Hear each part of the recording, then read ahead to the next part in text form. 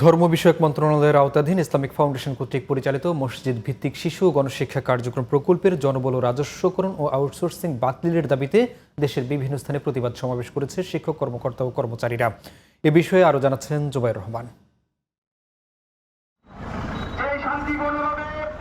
Outsourcing বাতিল করে প্রকল্পের স্থায়ীকরণ সহ 5 দফা দাবিতে ব্রাহ্মণবাড়িয়ায় মানববন্ধন করেছে মসজিদ ভিত্তিক শিশু ও গণশিক্ষা কার্যক্রম মৌখিক শিক্ষক কল্যাণ পরিষদ।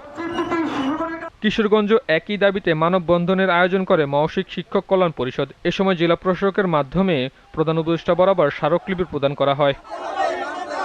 ঝিনাইদহে মানববন্ধন কর্মসূচিতে একই দাবি জানান শিক্ষকরা। এদিকে রাঙ্গামাটিতে ইসলামিক ফাউন্ডেশনের জনবল রাজস্বকরণ ও আউটসোর্সিং বাতিলের দাবিতে মানববন্ধন অনুষ্ঠিত হয়েছে।